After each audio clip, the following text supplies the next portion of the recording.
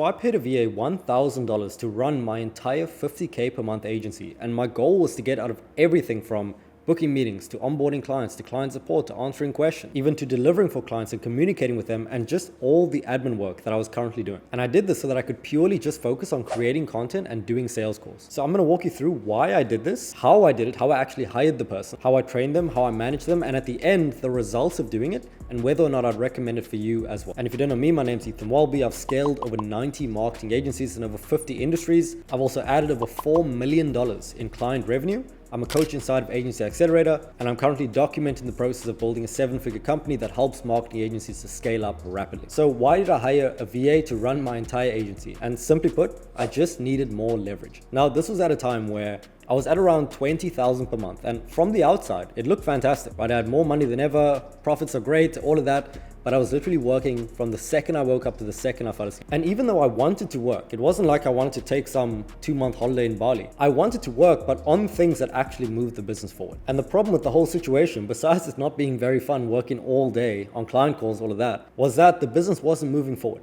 right? We weren't actually growing, because I was involved in everything. And because I was involved in everything, the business was completely reliant on me. So if I didn't work one day, the agency would literally not move an inch. And that is terrible. So one day when I was on a walk at like 9 p.m. after doing all the work, I was listening to a book by Naval Ravikant, and he's worth like $1.2 billion at this. And he was pretty much saying that you want to determine an hourly rate for yourself, an aspirational hourly rate, and delegate everything below that rate. So at the time, he said, choose an aspirational rate. I was like, okay, my hourly rate would be $500 per hour. And just in thinking that, I was like, okay, there's a lot of tasks that I'm doing right now which are worth a lot less than $500 per hour. Like setting up a domain for a client, like onboarding the client, like doing all these admin things that I know I didn't need to do. So I decided I'm gonna make the decision and I'm gonna hire someone to help me do all of these things. Now, because I was only making 20K per month, I wasn't doing like some couple million per year. I couldn't hire some crazy talent, but I did realize that I didn't need a specific role. I didn't need like a marketing manager or a specific copywriter or some expert in something.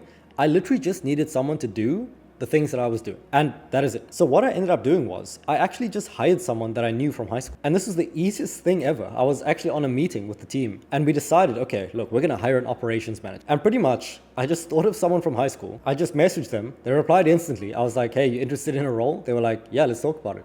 Got them on a call. Within 15 minutes, we got them on the team. And he was like, okay, how do I start? I was like, just read all this stuff. And the thing is, we actually were at a point where we documented everything that we did. And this is a great habit that I got into, and this is what I recommend for all of my clients as well, is everything that you're doing now, you actually just want to document it in, let's say, Google Doc and record a loom on how to do it. Because when I did hire the operations manager, I literally just sent them a Google Doc. And in that doc, it had the SOPs, it had the processes for literally everything in the business. So within 24 hours, they started. They were just ready.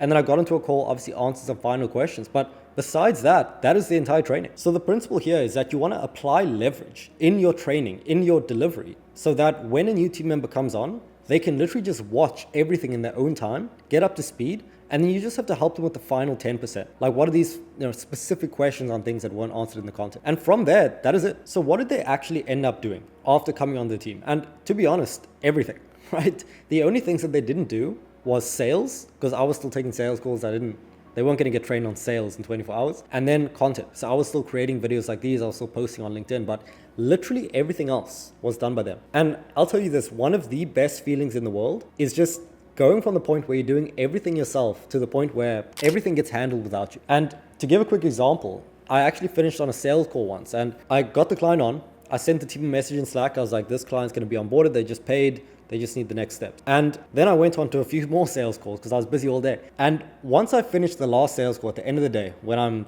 dead tired, I'm just ready to go to sleep, I checked Slack and the first client was already on board. I was like, this is insane. And the thing is, the client had questions and the question was answered by the operations manager. And this is the first time ever where I didn't have to answer a client question. And it was the best feeling ever because I realized that all I had to do was just sign clients and everything else would be taken care of. The machine would just work. So in terms of practical, what were they actually doing? The first thing that they were doing were overseeing the marketing campaign. So again, we had everything documented, so keep that in mind, but we had cold email campaigns running. They just had to make sure there were leads in the campaign, the script didn't change, and that everything was going smoothly, right? Leads were there, it was sending, we were getting replies, all of that. Literally very simple. Then the next things that they were doing were reporting on the data of our own campaigns to myself, but then also reporting on the client's campaigns to them. So they would just fill out like a report template, send it to the client, very easy, answer any questions regarding it. For example, the clients would ask like who we targeting.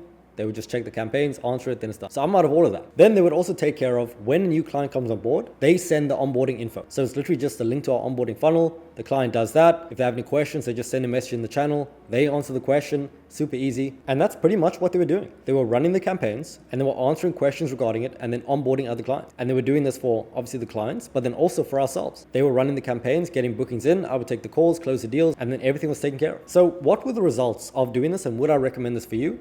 Absolutely. Right, I think every single agency owner who gets to at least $5,000 per month should hire an operational assistant. And this doesn't have to be some crazy smart person. As long as they are competent, their English is good, the communication's good, they can learn anything. So I saved at least 30 hours every single week. And I really do mean that, because I would work from the second I woke up to the second I went to sleep, and they took care of 80 to 90% of this work. So having them on was honestly the highest ROI purchase we've ever made in terms of the business. So if you're in the situation where you have an assistant, you have an operational assistant on your team, I would highly recommend documenting everything you're doing and handing it off to them. They genuinely can take care of it. You just need to be able to document it and manage them in doing that. And if you don't have one and you want help actually hiring one, training one, you just literally want to copy and paste all of our systems, just book a call using the link below and I'll walk you through exactly what we did. You can just have access to all of our templates, all of that. And then obviously later on, if you want to work with us, scale up to like 100K, by all means you can do that too.